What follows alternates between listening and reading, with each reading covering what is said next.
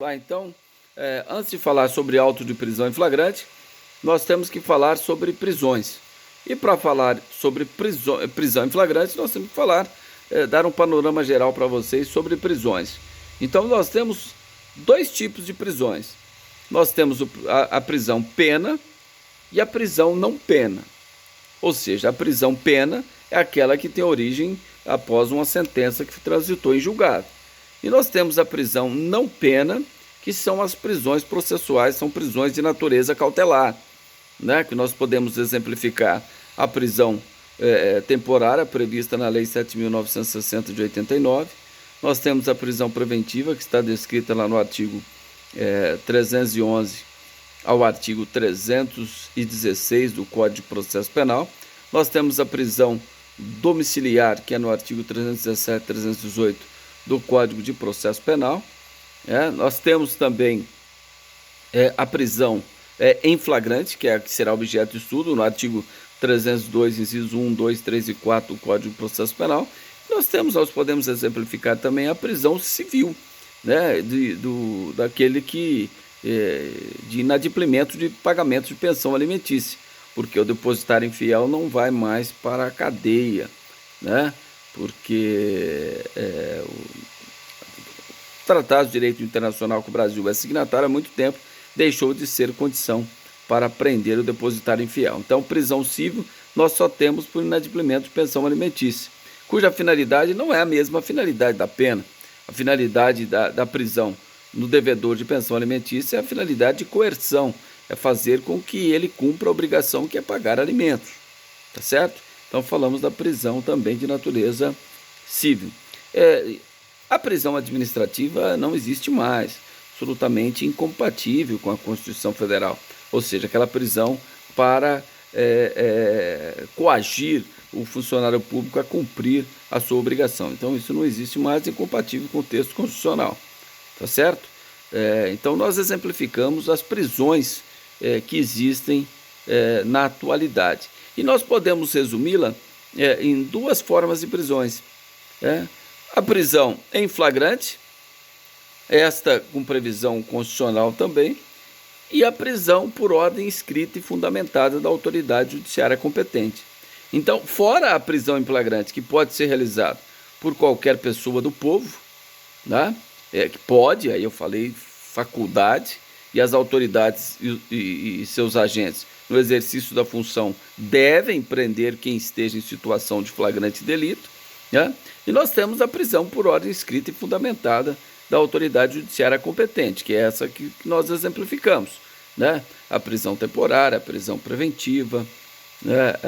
A prisão civil, a prisão domiciliar, que não é aquela domiciliar lá do prisão albergue domiciliar, lá da Lei de Execução Penal, o artigo 117 das hipóteses de prisão domiciliar da Lei de Execução Penal. Aqui eu estou falando do artigo 317 e 318 do Código de Processo Penal, que fala da prisão domiciliar, que substitui a prisão preventiva. Então, ela é decretada em substituição da prisão preventiva. Tudo bem? Então, essas são por ordem escrita e fundamentada da autoridade judiciária competente. Quem são a autoridade judiciária competente? Juiz de primeiro grau, desembargador, ministro, são autoridade judiciária competente à prestação jurisdicional no que se refere à ordem de prisão. Então, a Constituição diz ordem por escrito, né, devidamente fundamentada. A única exceção que nós temos é no estado de sítio e estado de defesa, artigos 136 e 139 da Constituição Federal, respectivamente, que trata de uma exceção, onde a liberdade pode ser cerceada nessas situações excepcionais do estado de sítio e estado de defesa, sem ordem de autoridade judiciária competente. Mas aí num estado excepcional de coisas que são tanto o estado de sítio como o estado de defesa previsto na Constituição Federal. Certo? Então essas são as prisões que nós temos. Nós temos a prisão em flagrante e a prisão por ordem escrita e fundamentada da autoridade judiciária competente. Só um breve relato, que nós vamos estudar isso de forma autônoma. A prisão temporária é uma prisão para investigação, decretada durante o inquérito policial, visando a investigação. em determinados crimes graves que o legislador elenca, quando for imprescindível para a investigação, ou o sujeito não tiver residência fixa ou não fornecer elementos para sua identificação. Tá certo? A prisão preventiva é uma prisão processual que será decretada quando estiver os pressupostos necessários, ou seja, indícios de autoria e materialidade, bem como as hipóteses autorizadoras, ou seja, garantia da ordem pública, garantia da ordem econômica, aplicação da lei penal e conveniência da instrução criminal.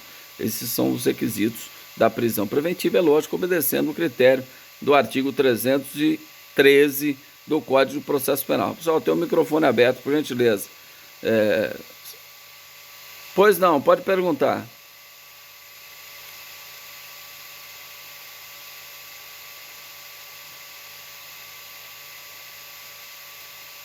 Não, o rol de crimes é da prisão temporária. O rol de crimes, prisão temporária.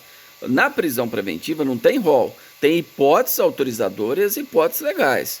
Ou seja, se for para garantia da ordem pública, tem indícios de autoria e participação e a materialidade delitiva. Se for para garantia da ordem pública, econômica, conveniência da instrução criminal ou aplicação da lei penal, preenchendo os requisitos do artigo 313, ou seja, a pena não pode ser inferior a 4 anos, o crime é penado com reclusão, o sujeito reincidente, sendo reincidente não caracterizando a hipótese do artigo 64, inciso 1, descumprimento de medidas protetivas da Lei Maria da Penha. Essas são as hipóteses autorizadoras da prisão preventiva. Então não tem rol, tem requisitos que devem ser observados sob pena de nulidade, sob pena de estarmos diante de uma execução sumária da pena, diante da ausência dos pressupostos para a decretação da prisão preventiva. Tá? Mas tanto a prisão preventiva quanto a prisão temporária será objeto de estudo em separado. Hoje, o objetivo nosso é estudar prisão em flagrante, mas para iniciar prisão em flagrante, eu estou fazendo uma abordagem geral sobre as prisões, tanto na Constituição Federal quanto no Código de Processo Penal. Tá certo? Tudo bem? Pois nada, por nada, à disposição. Então vamos lá. Vamos começar então a falar da prisão em flagrante. Mas antes de adentrar propriamente na prisão em flagrante, eu tenho que explicar uma passagem para vocês entenderem. Antes de 2010, antes da mudança sobre as prisões, que teve uma mudança de grande relevância, principalmente na prisão em flagrante em 2010, antes de 2010, às vezes o sujeito estava preso há 6 meses, há 1 ano, aí você perguntava assim: qual a natureza jurídica da prisão daquela pessoa? Por que ela está presa? Porque ela foi presa em flagrante. Ela encontra presa. Às vezes a pessoa respondia todo o processo preso. Saía a sentença, daí 1 ano. Você perguntava por que ele está preso? Ele foi preso em flagrante. Ou às vezes ele recorria e até antes do trânsito julgado ele estava preso ainda. Qual que era o título da prisão? Prisão em flagrante. Então, ela tinha esse lapso temporal. Em 2010, o legislador alterou todo o sistema de grande importância, essa alteração nas prisões. A prisão cautelar, ela perdeu essa forma autônoma dela. Então, vamos falar assim, ela perdeu essa titularidade de ser cautelar. A doutrina trata ela hoje como pré-cautelar ou subcautelar. Por quê? Ela tem um prazo exíguo de duração. Então, ela só vai existir a prisão em flagrante do exato momento que o sujeito foi preso em flagrante até a comunicação do juiz daquela prisão em flagrante. Ou seja, ela só tem um prazo de até 24 horas da data da prisão. Depois ela desaparece. Ou o juiz, no termo do artigo 310 do Código de Processo Penal, ou o juiz converte a prisão em flagrante em prisão preventiva, né? Ou substitui por medidas cautelares alternativas do artigo 319 do Código de Processo Penal, ou substitui por prisão domiciliar do artigo 317, 318 do Código de Processo Penal, né? Ou decreta simplesmente a prisão preventiva. A prisão em flagrante, então, desapareceu. Então, ela dura desde a sua ocorrência Aí o delegado vai ratificar a voz de prisão, lavra-se o auto de prisão em flagrante e ele tem até 24 horas para comunicar ao juiz sobre aquela prisão em flagrante. Aí realiza-se a audiência de custódia. Nessa audiência de custódia que o juiz deverá deliberar na forma do artigo 310 do Código de Processo Penal. Então, ela vai desaparecer. Ela não dura mais que isso. Então, ela perdeu aquela autonomia que ela tinha, né, de cautelar. Por isso que os doutrinadores falam que ela hoje ela tem natureza pré-cautelar. Ela tem natureza subcautelar, tendo em vista o prazo exíguo da sua duração. Então, essa é uma parte histórica que eu queria demonstrar para vocês, para que vocês tivessem em mente nesse estudo sobre prisão em flagrante, tá bom? Mas podemos conceituar o que é flagrante? Aquilo que arde, aquilo que queima. Podemos falar que alguns doutrinadores tratam o seguinte: flagrante é a certeza visual do crime. Bom, mas essa definição estaria incompleta, porque se o sujeito for surpreendido quando ele acabou de praticar o crime, se enquadra em situação de flagrante também.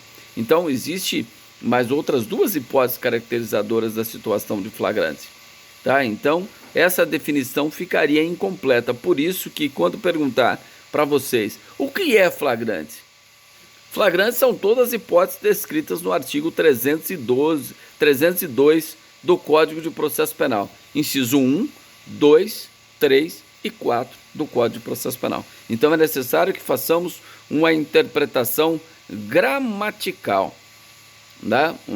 uma interpretação literal do artigo 302. Por quê? Fora daquelas hipóteses do artigo 302, não há que se falar em flagrante delito.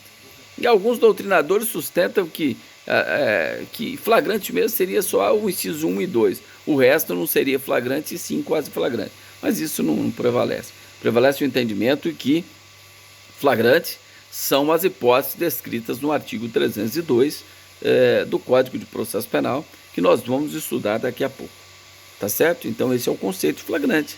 É o conceito gramatical, é o conceito literal. O legislador nos coloca esse conceito e nós temos que segui-lo interpretando. Tudo bem?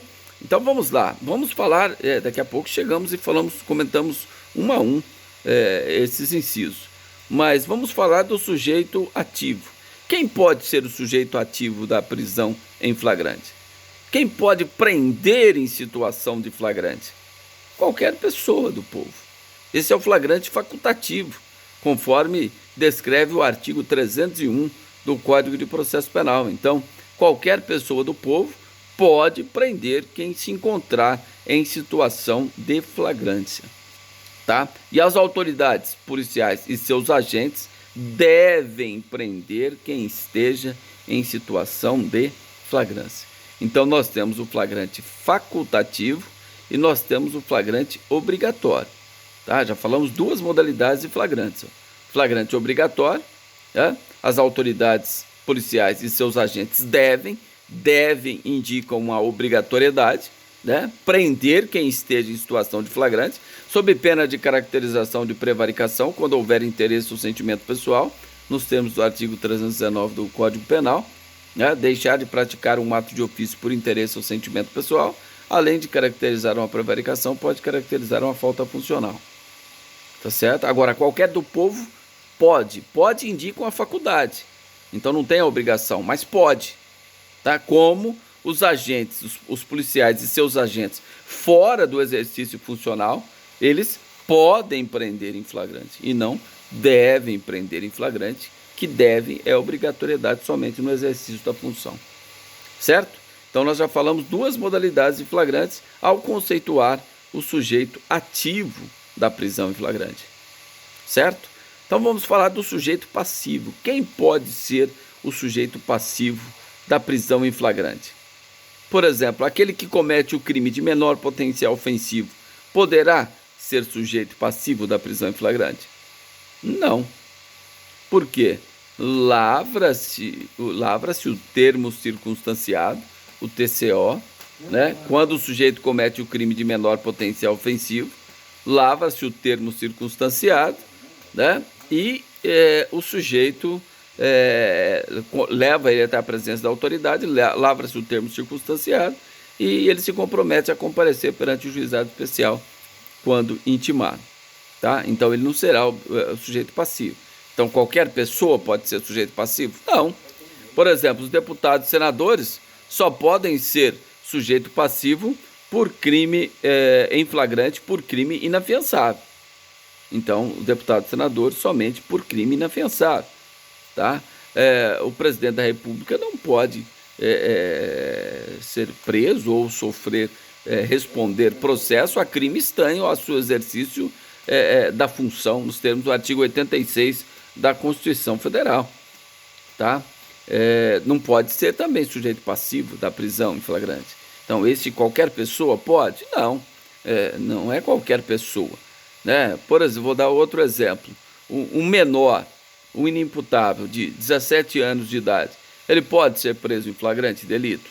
Não pode ser preso em flagrante delito. Por quê? Ele pode, se cometido um ato equiparado aos dispositivos do Código Penal, ele será lavrado contra ele um auto de apreensão e ele ficará à disponibilidade da autoridade, tá certo? Lavra-se um auto de apreensão, então não é lavratura do auto de prisão em flagrante, tá certo?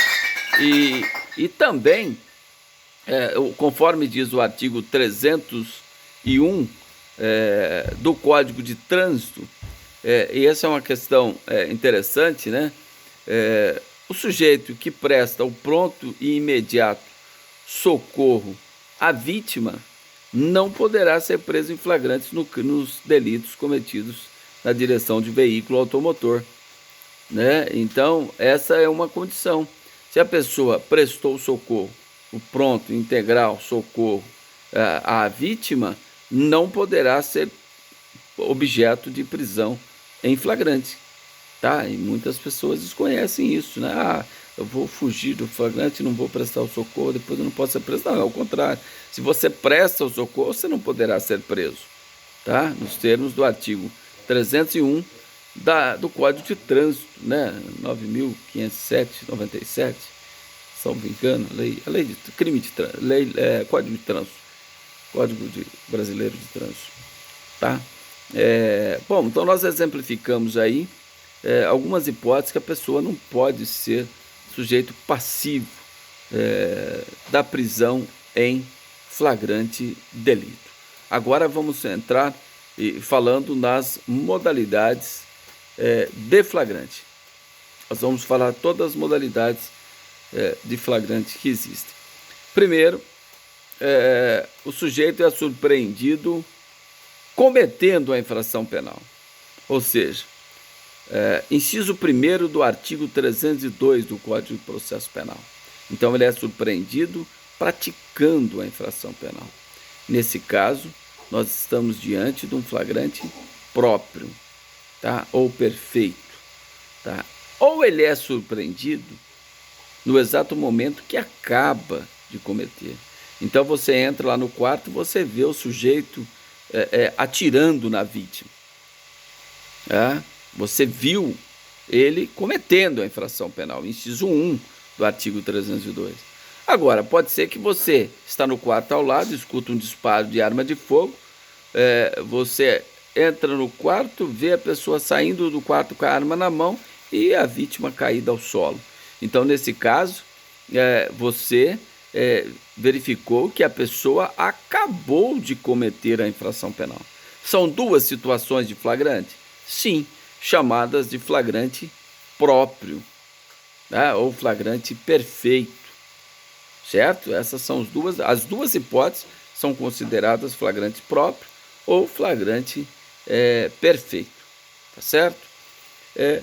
Depois nós temos o inciso 3º, que quem estiver com o código aí, vou pedir para me auxiliar aí na leitura desses dispositivos. O artigo 302, inciso 3º, quando o sujeito é perseguido logo após a prática do crime. Esse é chamado de flagrante impróprio. Guardem essas terminologias: flagrante impróprio ou quase flagrante, tá? Então, é conhecido como flagrante impróprio ou imperfeito, ou também conhecido como quase flagrante. Quando o sujeito é perseguido, quem pode ler aí o inciso terceiro? Ele é mais longo, então pedi para vocês fazerem a leitura.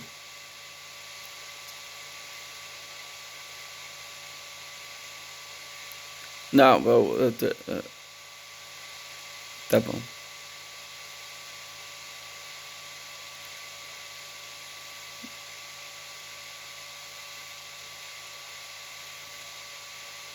Tá, então o sujeito é perseguido pela autoridade ou qualquer pessoa e é encontrado em situação que se faça presumir ser ele o autor do crime. Então, nesse caso, há uma perseguição, né? E o sujeito é encontrado em situação que se faça presumir ser ele o autor do crime. Então, a vítima foi esfaqueada, a pista é que o sujeito está de calça jeans e camisa branca, né? O sujeito é encontrado com a camisa toda cheia de sangue, tentando lá lavar a camisa e tal.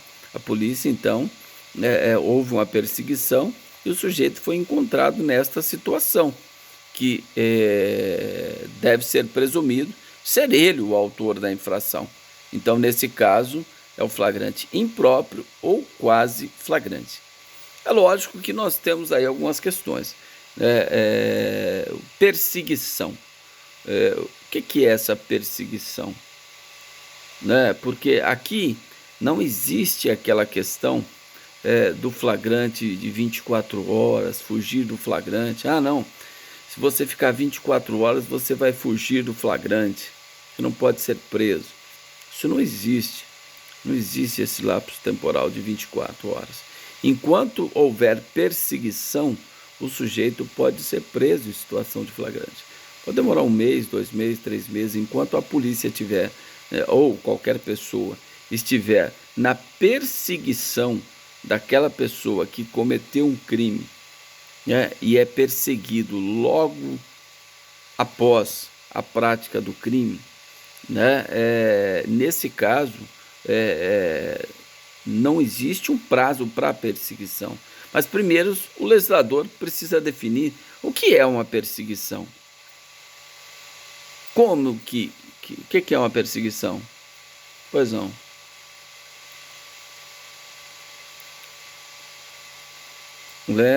Lembro, sim, lá na mata, ficaram na mata de Santa Teresa, lá os assaltantes. Sim, foi prisão em flagrante. A polícia cercou a mata, estavam em perseguição. Saíram em perseguição lá os assaltantes entraram na mata lá de Santa Teresa, a polícia cercou a mata. Ficaram vários dias lá, talvez semanas parece que ficou, né? Então, foi por aí. E então, o sujeito poderia ser preso em flagrante? É lógico que sim, porque estava em perseguição. Mas quem lê o artigo 290, salvo engano, o legislador define lá o que é perseguição. Tem um parágrafo aí, vamos lá, quem pode ler?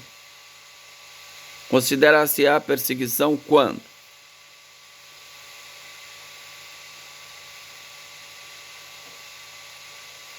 R$290 do Código de Processo Penal.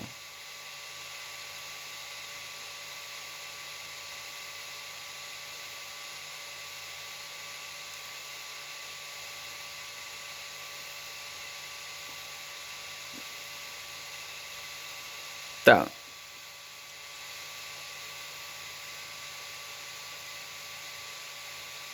Tá, mas o que interessa é agora, que ele define o que é perseguição aí no parágrafo aí.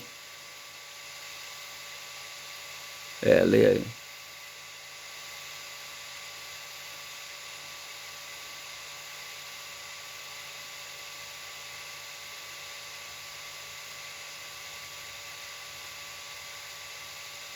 Certo? Então, aí define outras hipóteses. Então, o parágrafo 1º do artigo 290, ele define o que é perseguição. Então, se enquadrar naquela situação, há perseguição. O sujeito perseguido de forma ininterrupta, ainda que tenha perdido de vista e tenha informações fidedignas que a pessoa tenha passado naquele local há pouco tempo, há pouco instante, considera-se perseguição. Certo? Mas aí depois nós vamos falar dessa expressão logo após.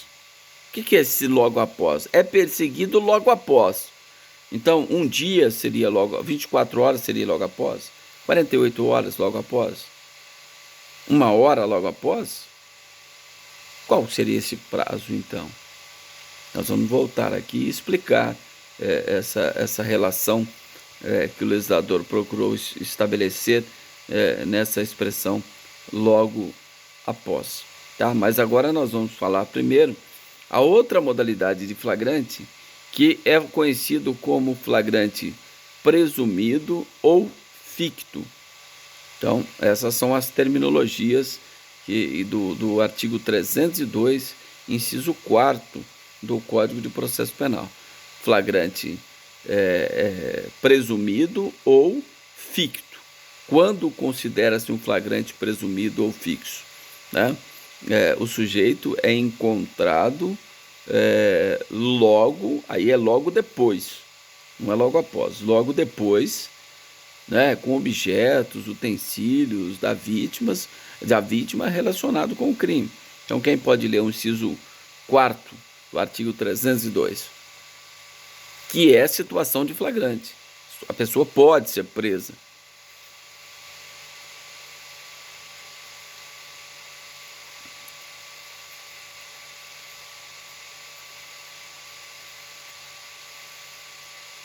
Certo? Então vamos imaginar, lá na Praça 15 de Ribeirão Preto, a vítima foi morta e teve o carro subtraído. Não, aí eu cairia no latrocínio, né? A vítima foi morta e depois o sujeito é encontrado com o relógio da vítima. Ora, se ele for encontrado logo depois com o relógio da vítima, a princípio ele pode ser preso em flagrante. Porque como que ele está com o relógio da vítima? Então, tudo indica que ele tem participação no crime. Ele é autor do crime ou tem participação? Mas durante o inquérito poderá se provar que ele, através de 10 testemunhas, que ele estava passando ali e encontrou o relógio da vítima ali na calçada, na rua. Ele pegou o relógio para ele. O relógio tinha sido abandonado ali na calçada. Então ele não foi partícipe nem autor do crime. Isso pode ficar demonstrado no inquérito policial. Mas ele pode ser preso em flagrante? Pode. Se o delegado não se convencer com esse monte de testemunha, ou se não tiver esse monte de testemunha na hora, durante o inquérito isso pode ficar demonstrado. Por isso que precisa do inquérito. Por isso que o auto de prisão em flagrante é uma das formas de dar início ao inquérito policial. Tá certo? Então nós falamos aí do flagrante presumido ou ficto, né? E os dois têm essa expressão logo após e logo depois. Ambos indicam uma relação de imediatidade. O legislador não colocou prazo. Quem vai analisar é o julgador, é o juiz que vai analisar se aquele lapso temporal é situação de flagrante ou não. Então o sujeito é encontrado logo depois, ou seja, a vítima foi morta agora, o sujeito é encontrado 1 hora, 2 horas depois com o carro da vítima, né? Então presume-se que foi ele o autor do crime. Agora, se ele foi encontrado 2 dias depois com o carro da vítima, 2 dias nunca será logo depois. 2 dias nunca será logo após. 1 dia nunca será logo após. 12 horas nunca será logo após. E, ao meu ver, nem logo depois. Mas o legislador procurou estabelecer uma relação de imediatidade nessas duas expressões. Mas quem vai decidir é o juiz. O juiz que vai entender se é caso de flagrante, se não é caso de situação de flagrante. É ele que vai entender. Mas há uma relação de imediatidade. E entende-se que não há nenhuma diferença logo depois e logo após. Ambas querem traduzir uma relação de imediatidade. Tá certo? Agora, tem uma questão que nos dá uma sensação que nós podemos admitir maior elasticidade temporal. Em qual das expressões? Logo após ou logo depois? Admitiria um tempo maior para considerar-se aí também prisão em flagrante? Qual das duas hipóteses o julgador poderia conceder um lapso maior de tempo e mesmo assim considerar como situação de flagrante? Qual das duas expressões? Logo após ou logo depois? Logo depois poderia dar mais elasticidade temporal. O juiz poderia considerar um tempo maior. Por quê? Porque ele é encontrado com o carro da vítima, com objetos da vítima. Então dá para presumir que realmente foi ele o autor da infração ou partícipe da infração. É isso? Mais alguém?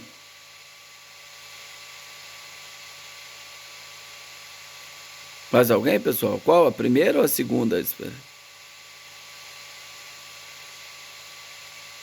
Logo depois, mais alguém? Então nós temos um comentário só que seria logo depois. Os demais concordam que seriam logo depois. Poderia-se assim presumir.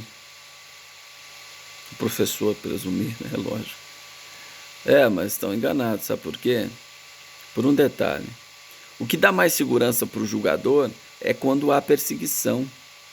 Então, se há perseguição, o legislador pode ficar um pouco mais tranquilo que, mesmo passando um pouquinho ali do tempo, que não existe um tempo certo, mas, ora, como tem perseguição, é mais crível que houve realmente, o sujeito foi perseguido logo após a prática do crime. Logo depois não tem perseguição. Então, logo depois, o legislador, o juiz vai exigir um prazo mais exíguo. Agora, o logo após, ele pode dilatar um pouco mais. Por quê? Porque a perseguição e a prisão do sujeito com a perseguição dá mais credibilidade para o julgador. Por isso que a primeira expressão, logo após, ela tem uma maior elasticidade temporal. Ambas traduzem uma relação de imediatidade, mas nesse caso, o flagrante impróprio ou quase flagrante indica uma segurança maior que o juiz poderá dar maior espaço temporal para considerar como situação de flagrante. Tudo bem? Entenderam essa colocação? Alguém não entendeu? Entendiu? Pois não.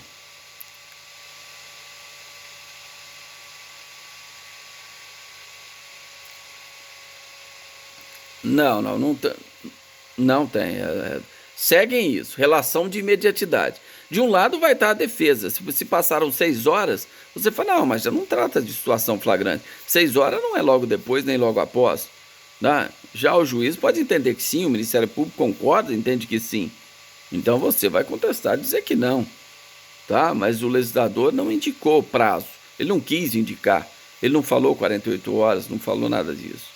Ele falou uma relação de imediatidade que deve ser analisada a cada caso concreto, submetido à análise do julgador, do juiz, que vai apreciar esses casos na audiência de custódia, dizendo, olha, considero que essa hipótese não é situação de flagrante. A prisão foi ilegal porque não é situação de flagrante. Então ele determina o relaxamento da prisão. Certo? Tudo bem? Então tá, à disposição. Então nós já falamos flagrante. Vamos rememorar. Flagrante facultativo, flagrante obrigatório, que é o artigo 301. Flagrante facultativo, flagrante obrigatório, artigo 301. Flagrante próprio ou perfeito, artigo 302, inciso 1 e 2. Flagrante impróprio ou imperfeito ou quase flagrante, inciso 3º do artigo 302. E flagrante presumido ou ficto, inciso 4º do artigo 302. Tá? Só lembrando, pessoal, quando eu falei em modalidades de prisão, existe uma prisão especial também, que é para aquelas pessoas que detêm diploma de curso superior e algumas autoridades, tendo visto o cargo que exerce, ela tem uma prisão que deve ficar separado dos demais presos até o trânsito julgado.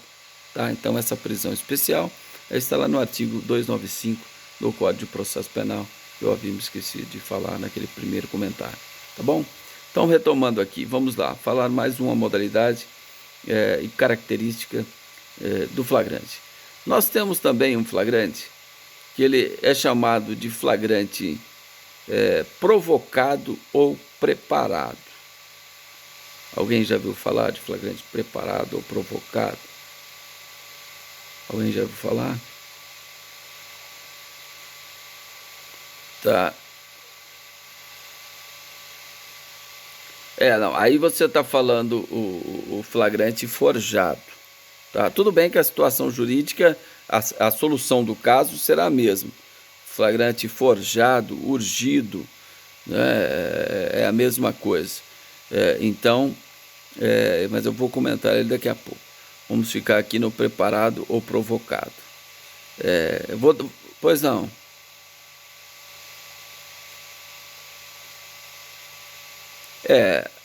Por aí, é isso aí. Mas vamos dar um exemplo para vocês entenderem bem essa questão. Vou dar um exemplo sempre eu trato esse exemplo e a pessoa entende legal. O sujeito de uma cidade pequena, sabe que está tendo uma festa ali, aniversário da cidade, o policial, pode ser qualquer pessoa, mas vamos dar o exemplo da polícia. A policial está ali, policial civil, né? Disfarçado ali, porque o sujeito não conhece ele, né? Ele está todo a paisana, lógico, policial civil sem identificação na camiseta ou jaqueta, roupa particular. Ele chega no sujeito e fala o seguinte: olha, mostra, eu tenho mil reais aqui para comprar drogas. Você tem a droga? O sujeito fala assim: olha, eu não tenho, mas eu posso conseguir a droga para você. Certo? Aí, combinado, então, o policial fala: não, então tá ok, você busca a droga que eu tô aqui com o dinheiro, tô te esperando. Aí quando ele chega com a droga, o policial dá a voz de prisão. Fala: você está preso. Tá? Vocês acham que essa prisão é legal ou ela é ilegal?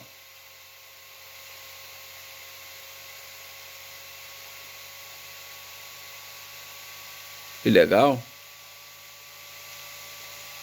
que é que vocês acham? Um aluno achou que é ilegal. Vamos lá, tem mais alguém? Legal?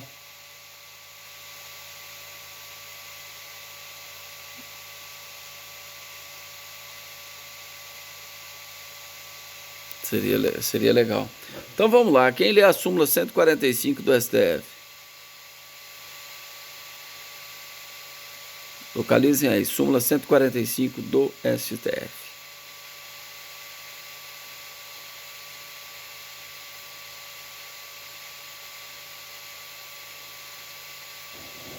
Certo?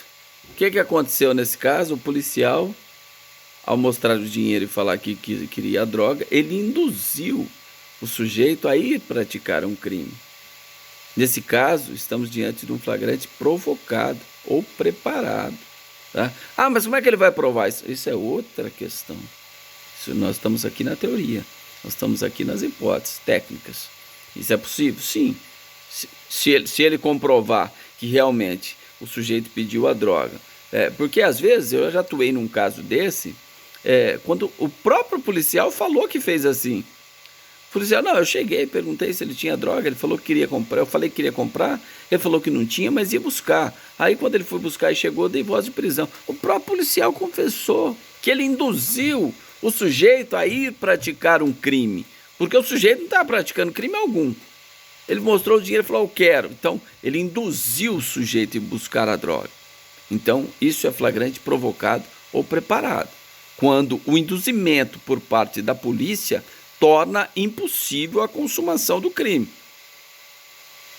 Certo? Diferentemente do você falar numa extorsão é crime formal.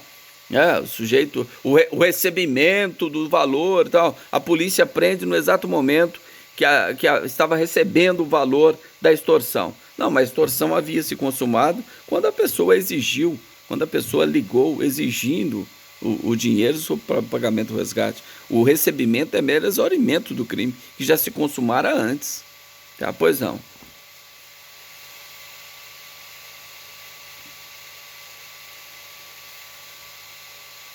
Sim, pode caracterizar uma denunciação caluniosa. Se o sujeito chegou a iniciar, responder um processo, um inquérito, pode caracterizar uma denunciação caluniosa. Artigo 339, que é gravíssimo o comportamento, tá? E até mesmo abuso de autoridade em alguns casos. Agora, se o policial chega e fala, olha, eu quero comprar droga, o sujeito trem a droga, você está preso em flagrante. Aí tudo bem, não houve induzimento nenhum. O sujeito chegou, deu voz de prisão, pronto, acabou. Não teve induzimento. Tá? Pois não.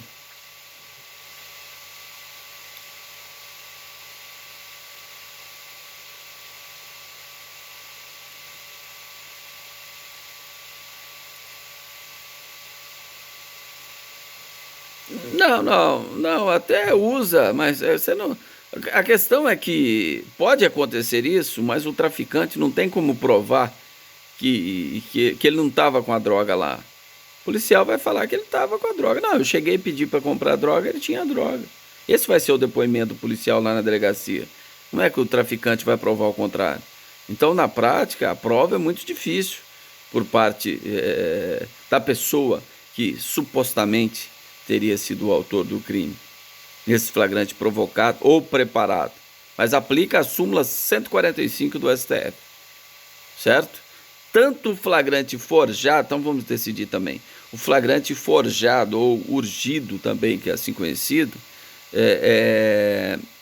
ele também aplica essa súmula 145. O policial pega a droga, joga dentro do carro e dá voz de prisão por tráfico de entorpecente. Então, nesse caso, quem cometeu o crime foi o policial. Tá? Então, esse é o flagrante forjado. Né? Você forjou uma situação criminosa quando, na verdade, não existia crime algum. Quem estava cometendo o crime era o próprio policial. Ou também qualquer pessoa pode fazer isso. Né? Eu chego, coloco uma droga no seu carro, ligo para a polícia vem e te dá voz de prisão por tráfico de entorpecente. Tá? Então, esse é o flagrante forjado. Também a situação jurídica é a mesma. Aplica-se a súmula 145. É absolutamente nulo, não tem nenhuma eficácia esse tipo de comportamento. Tá?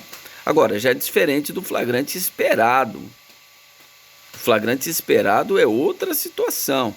Esse é o que acontece em grande escala. Né? O flagrante esperado.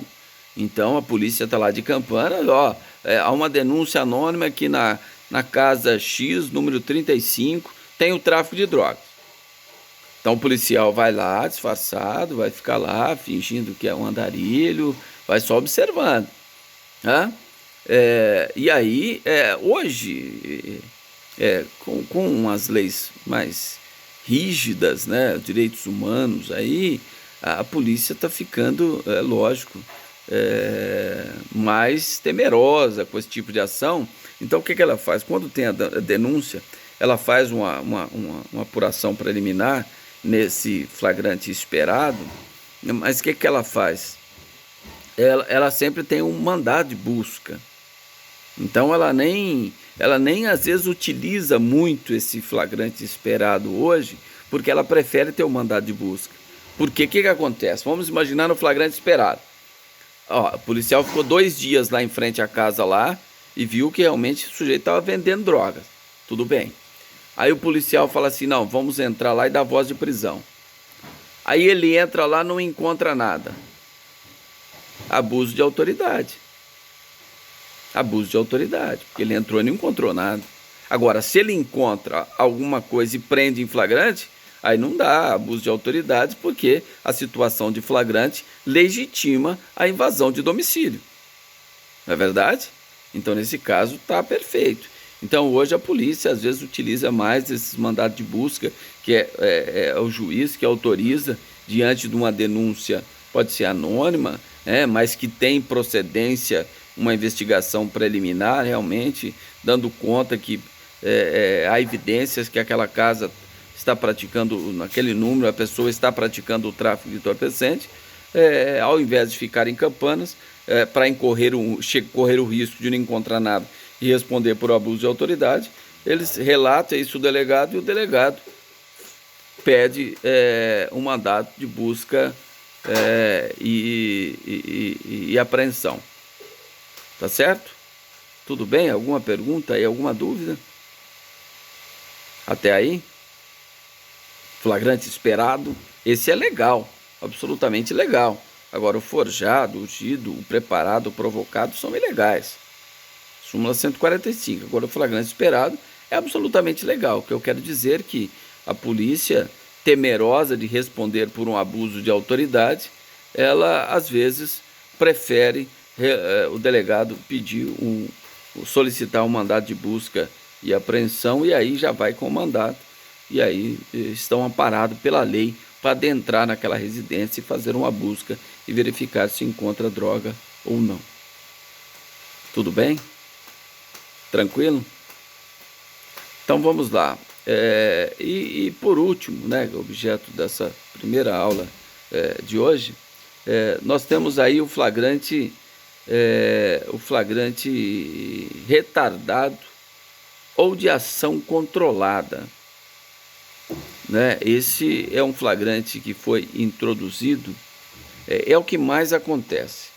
Então, quando vocês verificam aquelas operações da Polícia Federal, normalmente da Polícia Federal, olha, tinha investigação já há 1 ano, essa investigação já estava há 2 anos. Então, peraí, se a polícia está investigando e viu que alguém está cometendo um crime, ela tem que prender em flagrante, ela não tem a obrigação de prender em flagrante. Não temos o flagrante obrigatório? Mas em determinados casos, ela pode retardar a prática da sua ação para, do ponto de vista na obtenção de provas, de obter mais provas e prender mais pessoas. Então ela pode retardar a sua ação policial, desde que os agentes sejam previamente identificados. Quem localiza aí o artigo, salvo engano, 8º da Lei 12.850 de 2003. 12.850 de 2003, artigo 8º. Quem pode fazer a leitura?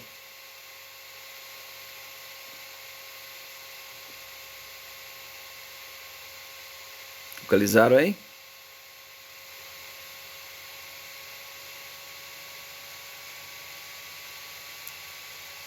Artigo 8º.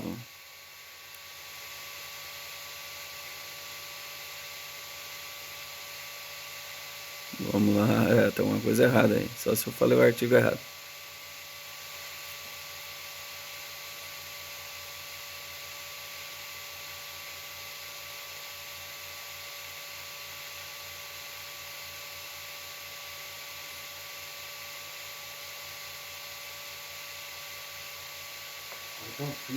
Tá, pois não, pode continuar.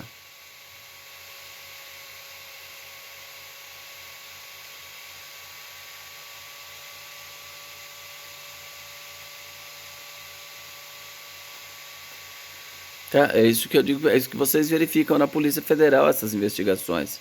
Então, do ponto de vista da polícia, é melhor ela ter mais provas e prender o maior número de gente possível. Então ela retarda a operação da polícia, ao invés dela já prender ali em flagrante, prender uma pessoa, ela retarda. E mediante a identificação, ela dá corda, deixa o pessoal, aí o juiz defere a interceptação telefônica, quebra de dados e vai acompanhando. Aí, quando a autoridade, do ponto de vista que puder prender mais gente e obter o maior número de provas, ele vai lá e deflagra a operação, aí já com, às vezes, nem situação de flagrante, mas com prisão preventiva já decretada de todo mundo, ou temporária decretada de todo mundo. Tá certo? Mas esse é o flagrante de ação controlada ou flagrante retardado. Só para a gente complementar a leitura, quem pode ler o artigo, salvo engano, artigo 53, inciso 2, da Lei 11.343 de 2006, que é a Lei de Drogas. Quem pode localizar é 11.343 de 2006. Artigo 53, inciso 2, e tem um parágrafo.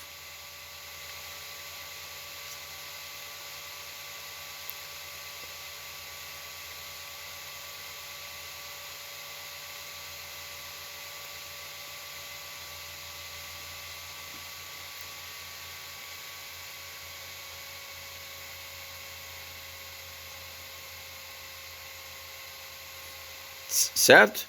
Então, isso aí também, tanto na lei de droga, como na lei que define a organização criminosa ou processamento para investigação de organização criminosa, já detém essas possibilidades do flagrante retardado ou de ação controlada, tá? Então, isso é muito... Pois não.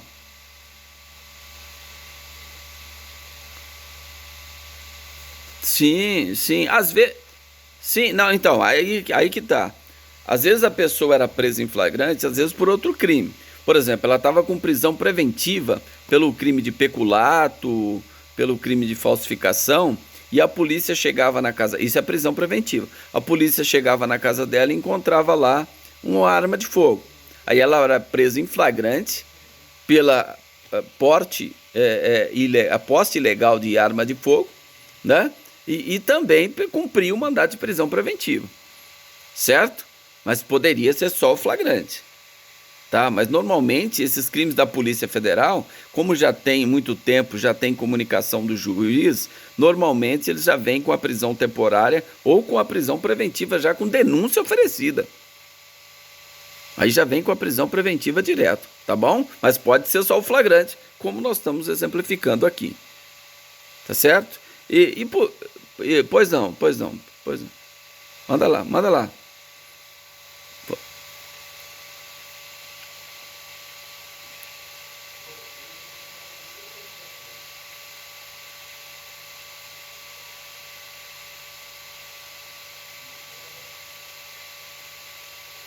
Sim, sim, não, eu entendo que para prisão preventiva, fora daquela da prisão em flagrante convertida em prisão preventiva, os requisitos são mais brandos, porque basta o periculum in mora e fumus boniuris. Agora, a prisão preventiva, se o promotor, na denúncia, ele já pode pedir a prisão preventiva e o juiz pode decretar. Por quê? Se ele não oferecer denúncia e requerer nova diligência, é porque não tem os requisitos da prisão preventiva. Porque os pressupostos da prisão preventiva são os mesmos pressupostos da denúncia. Indícios de autoria e materialidade. Pressupostos. Agora, para a prisão preventiva é necessário que seja para a garantia da ordem pública, da ordem econômica, conveniência da instrução, aplicação da lei penal, dentre outros requisitos do artigo 313. Tá certo? Mas se tem denúncia, prisão preventiva, obrigatoriamente a denúncia deve ser oferecida fora da hipótese do artigo 310. Porque aí basta só o fumus boniuris e o periculum in mora para que seja convertida a prisão em flagrante em prisão preventiva. Tudo bem?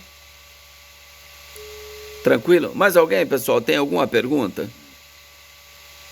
Eu vou encerrar a aula por aqui, porque vocês verificaram que eu falo bastante, falo rápido e às vezes fico um pouco cansado, mas o objetivo da matéria foi atingido. Quem tiver dúvida pode parar, só abrir o microfone que eu paro, volto e quem tiver dúvida depois também, da mesma forma, eu vou esclarecer, eu vou tentar esclarecer.